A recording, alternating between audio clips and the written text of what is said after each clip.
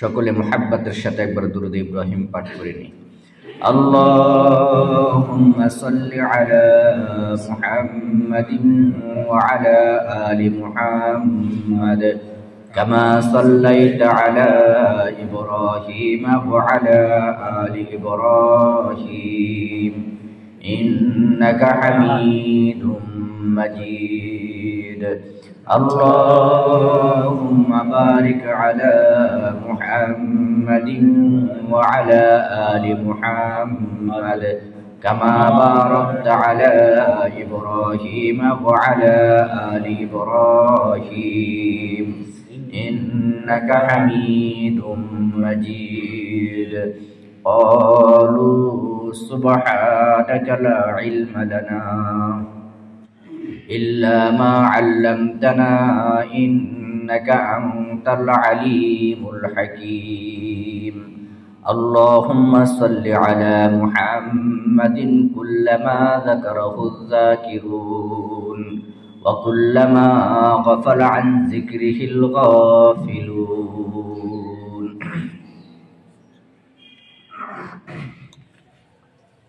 معزز محترم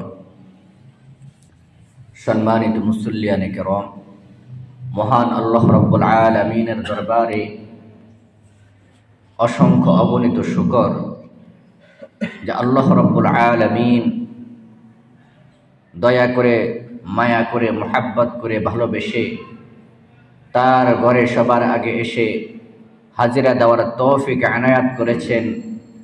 এই জন্য হৃদয়ের গহীন থেকে মুহাব্বতের সাথে একবার কালিমাতুশ শুকর আদায় করে নিয়ে সবাই বলে আলহামদুলিল্লাহ। আল্লাহ রাব্বুল আলামিন বলেন, লাইন শাকারতুম লাআযীদান্নাকুম ওয়া লাইন কাফারতুম ইন্না আযাবি লাশাদীদ। বান্দা নেয়ামত পেয়ে যদি শুকরিয়া আদায় করে, আল্লাহ রাব্বুল আলামিন বান্দার প্রতি তার নেয়ামতকে আরো বাড়িয়ে দেন। সুবহানাল্লাহ। আর যদি নেয়ামত পেয়ে নাশুকরিয়া করে, আল্লাহ রাব্বুল আলামিন বান্দা থেকে নেয়ামত আরো ছিনিয়ে নেন এবং তাকে কঠিন শাস্তির মধ্যে নিমজ্জিত করেন। আর আল্লাহ রাব্বুল আলামিন বলেন, ইন্না আযাবি লাশাদীদ, আর আমার শাস্তি হলো বড় কঠোর। তো আল্লাহ রাব্বুল আলামিনের শুকর যে আল্লাহ রাব্বুল আলামিন আমাদের সকলকে দয়া মায়া করে, মুহাব্বত করে, ভালোবেসে তার ঘরে সবার আগে এসে হাজিরা দেওয়ার তৌফিক আনায়াত করেছেন। এজন্য আমরা আরো একবার কালিমাতুশ শুকর আদায় করে নিই, সবাই বলে আলহামদুলিল্লাহ। আজকে হলো কিসের দিন? জুমার দিন, ইয়াউমুল জুমআ, জুমার দিন। সপ্তাহের মধ্যে অন্যান্য দিনের তুলনায় এই দিনের ফজিলত অনেক বেশি। আফজলুল আইয়ামি ইয়াউমুল জুমআ। হাদিসের ভাষা অনুযায়ী সকল দিনের শ্রেষ্ঠ দিন হলো জুমার দিন। আফজলুল আইয়ামি ইয়াউমুল জুমআ, সকল দিনের শ্রেষ্ঠ দিন হলো জুমার দিন। আল্লাহ রাব্বুল আলামিন পুরা কায়নাত সৃষ্টি করেছেন 6 দিনে। কয় দিনে? 6 দিনে। সিত্তাতা আইয়ামিন, 6 দিনে সারা কায়নাতকে সৃষ্টি করেছেন, আসমান এবং জমিন এবং এর মাঝে যা কিছু আমরা দেখি এবং যা কিছু আমরা না দেখি, অর্থাৎ আল্লাহ তাআলার যত সৃষ্টিকুল আছে, আসমান এবং জমিন সহ তার মাঝে যত কায়নাত আছে, সব কিছুকে আল্লাহ রাব্বুল আলামিন মাত্র 6 দিনে সৃষ্টি করেছেন।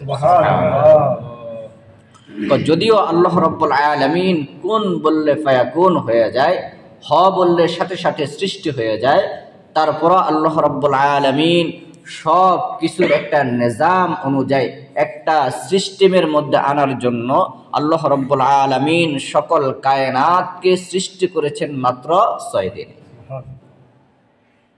এবং এই সৃষ্টিকুলকে শুরু করেছেন তিনি রবিবার থেকে। কি বার থেকে?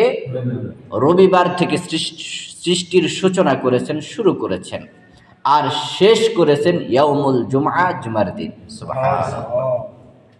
এজন্য যেহেতু শুরু করেছেন রবিবার থেকে, এজন্য খ্রিস্টানরা সকল কাজের সূচনায় তারা আনন্দ উৎসব করে, বিনোদন করে। সূচনাকে, জন্মকে তারা আনন্দ উৎসবের দিন হিসেবে গ্রহণ করেছে। এজন্য খ্রিস্টানরা সপ্তাহের রবিবারকে তারা ইবাদতের দিন হিসেবে গ্রহণ করেছে। পৃথিবীর যেখানে যান খ্রিস্টানরা তারা এই রবিবার দিনেই তারা ইবাদত, উপাসনা, আনন্দ, বিনোদন যা কিছু আছে তারা এই রবিবার দিনে করে। কেন? যেহেতু আল্লাহ রাব্বুল আলামিন সৃষ্টির সূচনা রবিবার থেকে করেছেন, এজন্য তারা রবিবারকে জন্মের সূচনা হিসাবে, আনন্দ উৎসবের দিন হিসেবে গ্রহণ করেছে। এজন্য জন্মদিন পালন করা, জন্মদিনে বিনোদন করা, আনন্দ উৎসব করা, এটা খ্রিস্টানদের কালচার। কাদের কালচার? খ্রিস্টানদের কালচার। তারা রবিবারকে আনন্দের দিন হিসাবে গ্রহণ করেছে। কেন? এই দিন হলো সৃষ্টির সূচনার দিন। আর ইহুদিরা শনিবারকে উৎসবের দিন হিসাবে গ্রহণ করেছে, ইবাদতের দিন হিসাবে গ্রহণ করেছে, উপাসনার দিন হিসাবে গ্রহণ করেছে। কেন? যে জুমার দিন তো সৃষ্টির শেষ দিন। এই দিন আল্লাহ রাব্বুল আলামিন সকল কিছু সৃষ্টি করে শেষ করেছেন। এজন্য এই দিনের শেষ দিন হলো শনিবার। এজন্য তারা শনিবার হিসাবে, আনন্দের দিন হিসাবে গ্রহণ করেছেন, অর্থাৎ শেষ হিসাবে। আর আমাদের হলো আল্লাহ রাব্বুল আলামিন যেহেতু জুমার দিন শেষ করেছেন, এজন্য আমরা এই দিন আল্লাহ তাআলার শুকরিয়া আদায় করি, আলহামদুলিল্লাহ। জুমার দিনকে জুমার দিন এই জন্য জুমার দিন বলা হয় যে আল্লাহ রাব্বুল আলামিন এই দিন হযরত আদম আলা নবিয়ানা আলাইহিস সালামকে সৃষ্টি করার জন্য বিভিন্ন স্থান থেকে মাটি জমা করেছেন। সুবহানাল্লাহ। জমার দিন, জমাউন থেকে, অর্থাৎ একত্রিতকরণ। আল্লাহ রাব্বুল আলামিন হযরত আদম আলা নবিয়ানা আলাইহিস সালামকে সৃষ্টি করার জন্য জুমার দিন বিভিন্ন স্থান থেকে মাটি একত্রিত করে জমা করেছেন। এবং এই দিন হযরত আদম আলা নবিয়ানা আলাইহিস সালামকে সৃষ্টি করেছেন এবং তার ভিতরে রূহ দিয়েছেন। রূহ দেওয়ার পরে আল্লাহ রাব্বুল আলামিন ফেরেশতাদের মাধ্যমে সারা কায়নাতের মধ্যে ভ্রমণ করিয়েছেন, যে দেখো সৃষ্টিকুল কেমন, এটা দেখো। এরপরে আদম আলা নবিয়ানা আলাইহিস সালামকে বললেন, তুমি এবার এই যা কিছু দেখেছ সৃষ্টিকুলের নামগুলো বলো। তখন তিনি বলেন, ক্বালু সুবহানাকা লা ইলমা লানা ইল্লা মা আল্লামতানা ইন্নাকা আনতাল আলিমুল হাকীম। তিনি আল্লাহ তাআলার কাছে ওযর খাই করলেন, আল্লাহ, ক্বালু সুবহানাকা লা ইলমা লানা ইল্লা মা আল্লামতানা ইন্নাকা আনতাল আলিমুল হাকীম। আল্লাহ, আমি এই সম্পর্কে কিছুই জানি না, আপনি আমাকে যা জানান আমি তাই জানি, এছাড়া আর আমি কিছু জানি না। নিশ্চয়ই আপনি সকল কিছুর জানতা, সকল বিষয় সম্পর্কে আপনি সম্যক অবগত এবং সকল বিষয়ে আপনি প্রজ্ঞাবান, জ্ঞানবান, হিকমতওয়ালা, কৌশলওয়ালা। তখন আল্লাহ রাব্বুল আলামিন হযরত আদম আলা নবিয়ানা আলাইহিস সালামকে সকল কিছুর ইলম দিয়ে দিলেন। ইলম দেওয়ার পরে তখন হযরত আদম আলা নবিয়ানা আলাইহিস সালাম ফেরেশতাদের সামনে সব কিছুর নাম বলে দিলেন। সুবহানাল্লাহ। পাশ হয়ে গেলেন। পাশ হওয়ার পরে দুনিয়ার নিয়মও দেখবেন, কোনো ছাত্র যদি ভালো কোনো পরীক্ষার মধ্যে উত্তীর্ণ হয় তখন তাকে স্বাগত জানাবার জন্য আগে পুরা দেশ ভ্রমণ করায়, তারপর বিশেষ একটা মজলিস করে। ওই মজলিসের মধ্যে এমন কিছু উপহার দেয় যে উপহারগুলো স্মরণীয় হয়ে থাকে।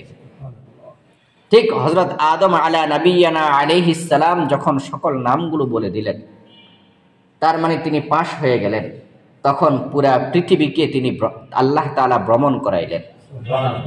ভ্রমণ করানোর পরে এরপরে একটা মজলিস করলেন, যেই মজলিসের মধ্যে সকল ফেরেশতারা সহ অনেক সবাই উপস্থিত ছিলেন। সেখানে আজাজিল অর্থাৎ ইবলিসও উপস্থিত ছিল। আল্লাহ রাব্বুল আলামিন সবাইকে জমায়েত করলেন। এখন হযরত আদম আলা নবিয়ানা আলাইহিস সালামকে পুরস্কার দিবেন। এর দ্বারা বোঝা যায় ইলম অন্বেষণ করলে, ইলম শিখলে, ইলমের দ্বারা আল্লাহ তাআলা মানুষকে সম্মান দান করেন। সুবহানাল্লাহ।